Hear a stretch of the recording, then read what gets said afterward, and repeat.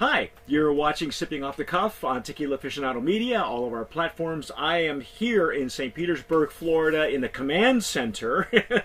And that gentleman out there is Jim Johnston in Youngstown, Ohio. the Irish Jim Johnston. That's right. For those of you who have checked it out, Jim is just recently at this taping. Just recently, we're doing this a couple of days after National Margarita Day, and Jim was nice enough to give us a write-up on his tour of Ireland in a very historic whiskey bar and whiskey and beer bar, and how he managed to serve them a margarita, which was really kind of cool. So if you haven't seen the write-up, it's called Margaritas in Ireland. And Jim wrote it for us. Thanks, Jim. Thanks for all that. Hey, My pleasure. We have something really interesting that we're going to try tonight. We have been we have solicited a tequila, brand new, very special, called Spice Note. And this is courtesy of a young gal who is a chef in Illinois. I guess she's a celebrity chef. And the name actually rang a bell when I saw it. I don't know if it was like a Food Network thing but I recall, hearing something about either her restaurant or her cooking somewhere on television, because it did ring a bell with me. So yeah, her name is, I hope I'm pronouncing this correctly, it's Chital Bagat or Bagat, Chital. Maybe. I hope I'm not mangling that name. She is the founder and owner of Spice Note. And she, Spice Note LLC is based in Chicago, and it's a company that produces premium spice-infused tequila. And she has been, I guess she's of East Indian descent, and was inspired by tequila. And so she's tried to dovetail her love of East Indian spices and cooking and cuisine with tequila, and she's come up with Spice Note. There are a couple that we're going to go through tonight. This one is we're going to try the new Cumin. yeah, It's infused with cumin. I was very interested when I saw that. I just thought cumin infused, but then I thought about it. All the botanicals that go into gin, cumin and coriander are often in that mix, so it does make sense. But for that to be the featured flavor seems like some people might have some trouble wrapping their head around it. But we're going to see. We're going to see. Now, we're going to taste it first, and then we're going to give you some pertinent information about the tequila. But I haven't opened it. These are, as you can see, they're still sealed for me, and we haven't touched them. Now, Jim, you barbecue, right? Yes. Oh, yes. Well, okay. We do too, a lot, obviously, when we're in Texas or whenever we get a chance to do that. One of the greatest, what I will call the greatest marinades that we've ever had, believe it or not, was from Sauza, and it's the Sauza Hornitos Lime Shot. Okay. They sent that to us. Don't drink it. But don't drink it. Our review says Don't drink it. Don't drink it. It's horrid. But we tried to find another use for it. I think they're missing the boat, and we said this on our review. You can find it. You can find our review on Tequila Aficionado. It is the greatest marinade for chicken, for fajitas, and I gotta tell you, I look all. It's got to be in every guy's cabinet for barbecuing, because we all have our favorite spices. Maybe some of us make our own barbecue sauce or salsa or something. I gotta tell you, it belongs in every serious barbecuer's toolkit. Just don't drink it. Oh, for a second there, when you said the marinade, I thought maybe Salsa had sent you a specialty marinade with, Oh, and I said, obviously don't drink it, but no. you're just talking about the tequila, I'm yeah, just talking about the tequila. They yeah. sell Sauza lime shot, but I'm telling you, if you find it, use it as a marinade. Do not serve it don't serve it in a margarita. Don't do anything like that. And you can read all about it there. Anyway, when we saw Spice Note, I said, "Hey, hun, Lisa," Yeah. I said, "maybe this is something we can try." So You can definitely smell the cumin right off the yeah, bat. I know. It's in there. I'm going to use the jarritos, the Chisholm Trail jarritos to try this and All right. I'm going to go with the stem Glencairn. okay. And it's not going to take a whole lot, but that now along with the spice note, you will get recipes. You get a complete fact sheet, and they are completely transparent. So, wow, holy This cats! this Woo! is like when I have the chili starter going in Yeah, the bottom yeah. of the pot. Yes. It is very much the spice is right up front. Holy cow, man! She But wasn't you know messing. what? It smells like when you just grind it up. It smells like fresh, Yes. natural spice, not like a flavoring.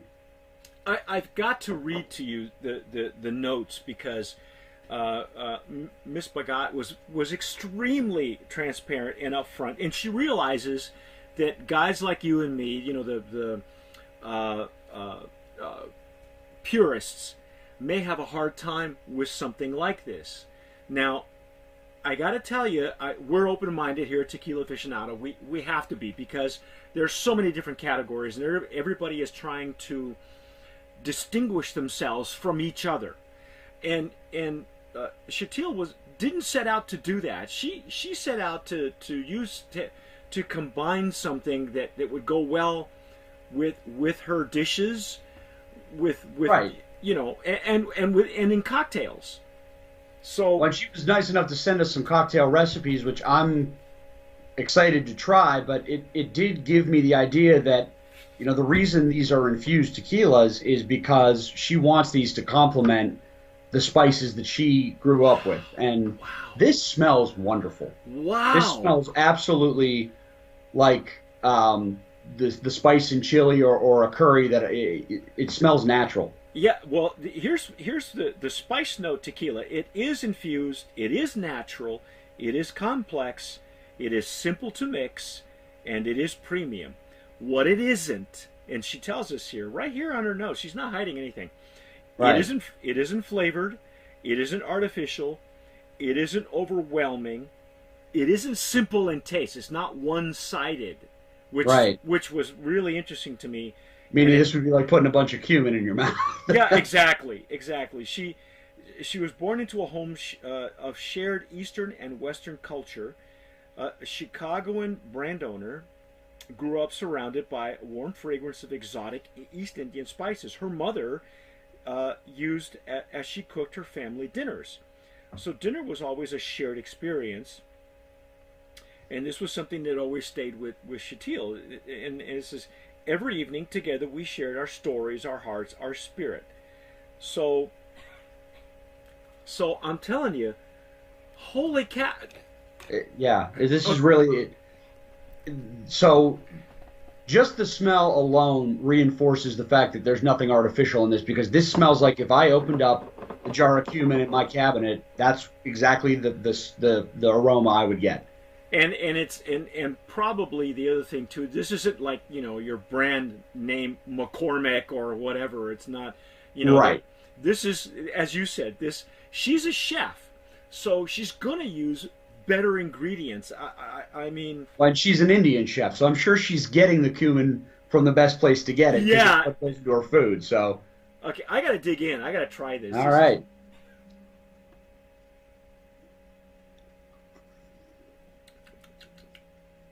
Ooh. Oh, wow. Retronasal is really different. Wow. This is not, I gotta tell you, this is not the kind of spices that we're used to tasting in a barrel, for instance, or in an infused tequila. So far, tequilas only have infused cinnamon, specific types of cinnamon. We know of a maple tequila that we really, really enjoy, that was very well done. And it really depends on where you're sourcing your spices. And even when you go with an extra añejo or an añejo, Jim, maybe you'll agree with me. You know, this is unlike any other. If you're used if you're used to smelling the aroma of spices from a barrel, this is really unlike anything you've ever had. And what a finish, man! This has got a nice long finish too. It really does, and I'll tell you, it's Wow. it's not overwhelming. No. The cumin is very present. It's very upfront, but it's not. You know that this is tequila. You know that there's agave. I get a little bit of citrus at the end of it that gives me what I would taste from a non-infused tequila. Right. But I was expecting, and I'm going to be honest, I was expecting this not to be something I would enjoy. And I actually really liked what I just had by itself. Yeah. At room temp. I was I was worried. I thought, the cinnamon maybe I'll like by itself, but cumin infused tequila. But I think, by itself, fine, but maybe a little sweetness, a couple drops of lime in this, it would really, really complement it. That is really well done. There's so many ways that you can use this, and I don't have the recipes in front of me that she uses, because there are cocktail recipes. Also, obviously, you can float it on a margarita. Floating, it's just almost too easy. But, okay, now for the sake of total transparency, okay, this is directly off of her POS, and I'm reading it, so that's why I got to put my readers on. It's right here. This is a 750 milliliter, okay. Right. The MSRP on that is $29.99. Where is she getting the agave? Where is she getting the tequila? Here we go. Right. Nom 1416. It's Finos de Agave is where she's getting it. That's the nom. Now, here's the interesting thing. This is a mixto, okay? Yes. Not a 5149 mixto. This is a 7525 mixto. Now, as we film this, as we tape this, we are right smack dab in the middle of the most current agave shortage and tequila crisis. Right. We're in the middle of it. I suspect that we're going to see a lot more of mixtos. Now, Jim, you might be too young to remember the last the last crisis, or you might be too young to experience or have experienced some really wonderful mixtos. I am not talking about 5149. That nom came into existence during a very severe crisis for the tequila industry. There are mixtos, however. For those of you who remember Tequileña used to be a 70-30 mixto. And it was really very good. The original Batangas, the original Coca-Cola and tequila at La Capilla, the oldest bar in tequila, was made with Tequileña. And people have asked Don Javier, who is the oldest bartender in tequila, why he did it with Tequileña. Why not use a 100%? And he said, because it tastes better with that quality mixto. I can tell you from my experience that when I lived in New Mexico, there was a tequila called Viuda de Romero. I'm sorry, Viuda de Sanchez makes a sangrita, but Viuda de Romero was a 70-30 mixto, and it was actually quite well done, and you could buy it $19-20 off the shelf. Right. So what she's telling us is she went with a 75-25, and judging from from the quality of the cumin that she's used, I think that they went.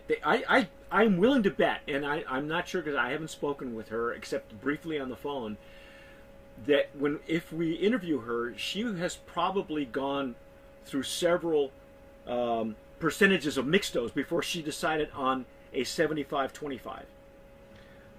And it would be my thought too that maybe not using 100% agave for the infusion, because you need a little bit of that fructose in there for this to hang on, to get that flavor out of the cumin. Because I mean, I've never infused anything with cumin, but I imagine that for you to be able to keep that spice flavor without it getting a little bit rancid or a little bit, you got to do it with something that's not gonna, the alcohol's not gonna completely overpower take that the spices. flavor right. And I think they've come up with a mix here that keeps the cumin from overwhelming the tequila, but from overwhelming your palate too. So it's tequila, but it's also not all cumin right up front. Exactly. Now it is cumin, very very cumin forward on the nose. I mean, that's typically all you're going to get. Even with a glass like the Jarrito, or I would imagine with a Riedel, it comes right up to you. There's no mistaking what it is. But I got to tell you, when you ingest it, I can say truthfully, probably if I put it over ice or if I mix it, it'll just open up. I have a feeling it'll just bloom into something really very interesting. There's definitely the agave sweetness in it, and you definitely get your tequila flavors behind the cumin. But the finish of the cumin on this, and that it sticks with you, and that if you breathe it in as you're sipping it, it's like you're putting your mouth in a handful of spice. But it's pleasant. It's lovely. It really, like you, I thought I'd be put off by that because you walk into any ethnic restaurant, and there are a couple of smells that grab you right away by the collar. One of them's garlic, and the other one's cumin. Right. Depending on whether you're going to a Thai food place or an Indian place or an Italian restaurant or whatever. But this is really, really well done. And about a minute and 30 seconds removed from my last sip, it's kind of like I had Indian food. I've got that taste in my mouth of really good, not spicy but not hot spicy Indian food. It's really, really, really nice. It's not. I'm very surprised that the cumin infusion is as pleasing to me as it turns out to be. Because my mind is blown, and so are my taste buds. Now, do you sense that is it coating your palate? Because I don't feel that it's doing that. No, I mean I've got just a little hint of it, but even now, it's. I mean the only sensation I have from it is a little bit of scent because the glass is right here, but there's nothing inside that. It's not like I've been chewing like cumin flavored gum or anything. Yeah, like that. Yeah, exactly, and it's not gone. It's not offensive. So again, it's a 75-25 mixto. I believe that we're going to be seeing a lot more of these quality mixtos as opposed to the 51-49 that is just purely sugar. Right. But there's a purpose behind that, and that's not only is it probably more cost effective for her to import this or to have it imported, but she was very particular where she did her homework, and that's what I really appreciate about Miss Bagat and what she has done. She has sourced the blue agave from a reputable distillery. She got the right combination to fit her purposes, and honestly, I can't wait for you guys out there to try it.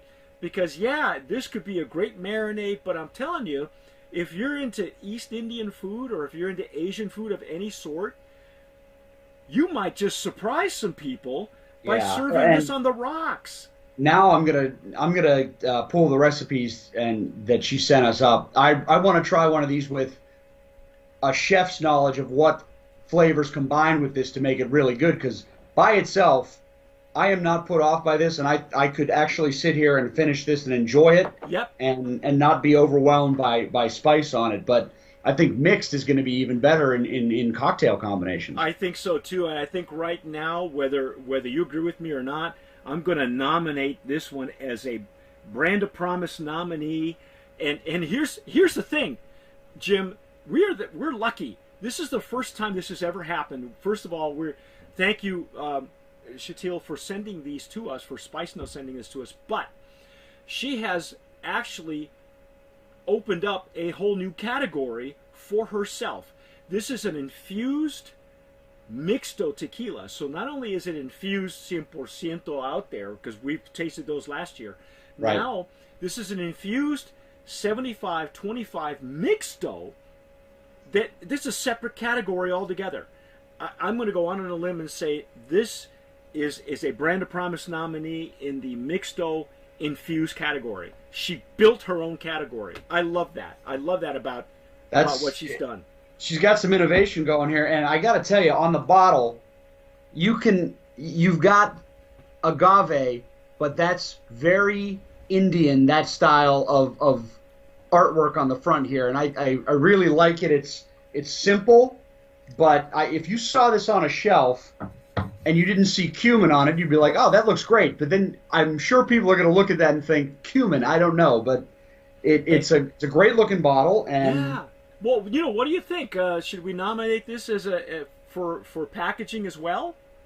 I like it. It's simple, but I like that she's blended the agave with the Indian styling, and she's kind of taken a Mexican product and molded it to her ethnic tastes and what she grew up with as far as flavor. So, well, I think it dovetails nicely, which again, first of all, it shows that she does have the respect that we expected as purists about the agave plant. But number two, I think that it shows the versatility of tequila once again to dovetail with other cuisines.